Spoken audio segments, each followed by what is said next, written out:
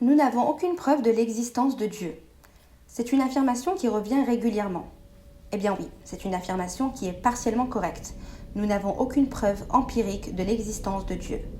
Mais si cette affirmation vise à sous-entendre que parce que nous n'avons jamais observé Dieu, alors il ne peut pas exister, eh bien c'est un raisonnement qui est totalement erroné. Car en science, on le rappelle, l'absence de preuve n'est pas une preuve d'absence. Et pour preuve, les ondes gravitationnelles prévues par Einstein en 1916 n'ont été observées directement qu'un siècle plus tard. Les exoplanètes, avant leur découverte en 1995, étaient considérées comme hypothétiques. Donc ce n'est pas parce qu'on n'a pas la preuve d'une existence d'une chose que cette chose n'existe pas. L'univers ne se résume pas à la taille de nos connaissances, heureusement. La théorie du dessin intelligent n'est pas considérée comme une théorie scientifique. Pour qu'une théorie soit considérée comme scientifique, elle doit être testable, c'est-à-dire pouvoir être vérifiée par des observations ou des expériences, et falsifiable, c'est-à-dire pouvoir être réfutée si des preuves contraires sont découvertes. Or, il est formellement impossible de prouver l'existence de Dieu, comme il est impossible de prouver sa non-existence. En fait, si la théorie d'un dessin intelligent venait à devenir une théorie scientifique, ce serait la preuve formelle que Dieu n'existe pas, puisqu'on aurait la preuve empirique que cette théorie est réfutable. Mais ce n'est pas le cas.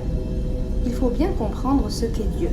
Il s'agit d'un être suprême, transcendant, infini, omnipotent, omniscient, omniprésent, au-delà du temps, de l'espace et de la matière. En somme, un être qui dépasse largement les capacités des outils scientifiques actuels et même de la méthodologie scientifique en général. Et si l'observation de l'univers dans son ensemble est déjà limitée, comment serait-il possible d'observer un tel être ? Mais alors, comment pourrait-on observer Dieu de manière indirecte ? Comment pourrait-on avoir des preuves de son existence de manière indirecte, puisqu'il est impossible de l'observer ? S'il existe et qu'il a créé notre univers, il a forcément laissé des traces de sa présence pour attirer notre attention. Le phénomène du réglage fin de l'univers est souvent considéré comme une preuve indirecte d'un créateur. Pour rappel, le réglage fin fait référence au fait que les lois et les constantes de l'univers sont parfaitement ajustées pour permettre l'existence de la vie telle que nous la connaissons. C'est un concept qui émerge des observations scientifiques sur les constantes cosmiques et les paramètres de la physique.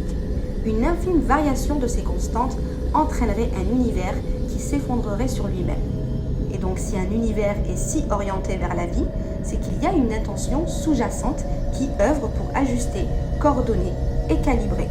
Jusque-là, ça semble parfaitement logique, car le réglage fin de l'univers correspond intuitivement à notre conception du principe de causalité.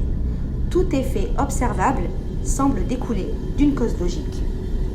Mais de nouvelles théories ont émergé pour tenter d'expliquer ce réglage fin trop parfait. Parmi elles, la théorie des multivers. Cette théorie repose sur l'idée qu'il pourrait exister plusieurs univers parallèles au nôtre, chacun ayant ses propres lois physiques, constantes et réalités totalement différentes des nôtres.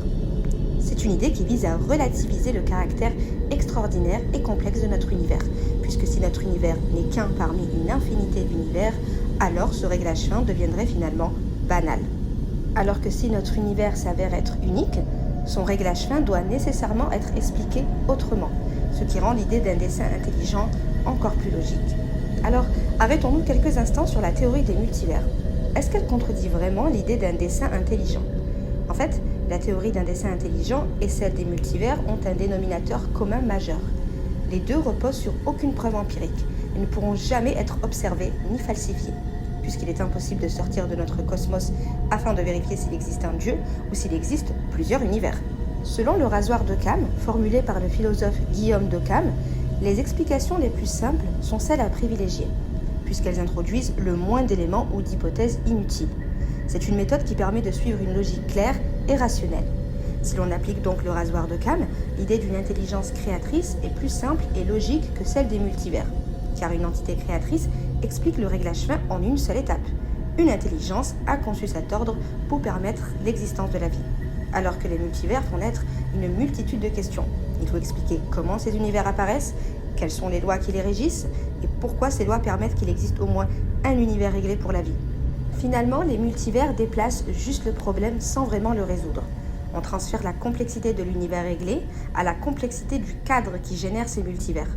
Et l'hypothèse de l'existence d'un destin intelligent n'est toujours pas écartée, car ces multivers pourraient également avoir été créés par une entité créatrice.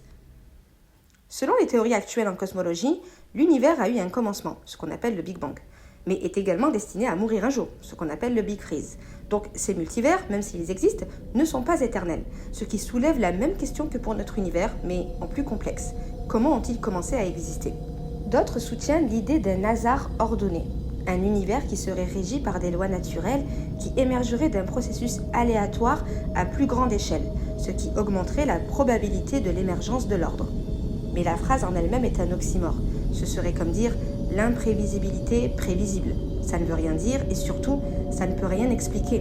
En réalité, un hasard ordonné est un dessein intelligent qui ne dit pas son nom. Il s'agit d'une tentative de rationaliser quelque chose de fondamentalement mystérieux en l'habillant d'une forme qui nous est un peu plus accessible ou confortable.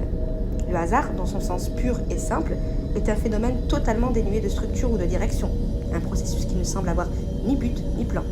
Mais face à la complexité et à l'harmonie de l'univers, il est difficile de concevoir que cette structure puisse émerger purement par hasard, sans qu'il y ait une sorte de principe organisateur derrière. Dans notre expérience quotidienne, ce type de configuration complexe et spécifique, comme le présente notre univers, n'apparaîtrait jamais par hasard. Nous savons qu'un tel ordre nécessite une intention ou un agent. Mais en ce qui concerne l'univers, il semblerait que notre sens de la logique s'estompe. En réalité, le rejet de l'idée d'un dessein intelligent est plus lié à des questions idéologiques qu'à une véritable objection rationnelle. Certains scientifiques et philosophes refusent l'idée d'un dessein intelligent parce qu'ils craignent qu'elle réintroduise une explication théologique ou surnaturelle dans un cadre scientifique. Mais cet argument est purement idéologique plutôt que logique. Ce n'est pas parce qu'une explication pointe vers une intelligence qu'elle est automatiquement fausse ou qu'elle met fin à la recherche. Si une hypothèse est la plus logique et la plus simple, elle ne devrait pas être rejetée uniquement pour des raisons idéologiques. Un exemple frappant est la théorie de la simulation. Elle repose sur l'idée que la réalité que nous percevons pourrait être une simulation informatique créée par une civilisation avancée. Alors bien qu'elle soit discutée au sein de la communauté scientifique, elle est tout de même reçue avec beaucoup plus de légèreté que la théorie du dessein intelligent. Alors que les deux théories partagent intrinsèquement le même principe. Pourquoi une civilisation extraterrestre avancée serait plus légitime qu'une intelligence ordonnatrice? Surtout que simuler un univers entier, avec tous ses détails et des milliards d'êtres conscients, exigerait des ressources inimaginables, voire infinies, même pour une civilisation ultra avancée. N'est-il pas plus logique et sensé de se dire que seul un être inimaginable et infini pourrait être le simulateur d'un tel univers? En fait, il aurait été possible de prouver que Dieu n'existe pas, si notre univers témoignait d'un manque de conception ou de structure organisée. Finalement, un univers totalement chaotique, sans objectif ou direction particulière. Un univers à l'image des géantes gazeuses ou d'autres phénomènes cosmiques que nous connaissons. Si tout était totalement désordonné, sans aucune structure ou harmonie apparente, eh bien cela pourrait être interprété comme une preuve d'un univers qui ne repose pas sur un ordre ou une intelligence ordonnatrice, mais bien sur le fruit d'un hasard pur. Bon, un tel univers n'aurait jamais permis l'émergence de la vie telle que nous la connaissons, et encore moins l'émergence d'êtres conscients comme nous. Le fait que nous soyons là à discuter de ces questions, que je sois ici à vous parler de sujets existentiels, que vous soyez là à regarder mes vidéos, à réfléchir sur la nature de l'univers et de la vie, montre déjà un certain ordre dans notre propre existence. C'est comme si l'univers structuré devait exister pour que des êtres conscients puissent un jour l'interroger. Et dans un tel univers qu'est le nôtre, nous sommes même invités à repenser notre rapport au chaos. Ce qui semble chaotique en apparence a en réalité une forme de structure sous-jacente. Les géantes gazeuses, par exemple, peuvent paraître hasardeuses, mais elles ont en réalité une influence fondamentale sur l'équilibre et l'évolution de l'univers. Certains jouent un rôle stabilisateur dans l'orbite de la Terre, et d'autres agissent comme des aspirateurs gravitationnels pour les comètes et les astéroïdes. Chaque élément du cosmos, qu'il soit en apparence ordonné ou en apparence chaotique, joue en réalité un rôle essentiel dans la dynamique de l'univers, à des échelles plus ou moins grandes. Nous n'avons peut-être pas toutes les réponses à nos questions, mais le fait que l'univers soit intelligible et structuré nous conduit à mener une quête existentielle pour comprendre les mystères qui l'entourent. C'est ce qui donne précisément un sens à notre existence.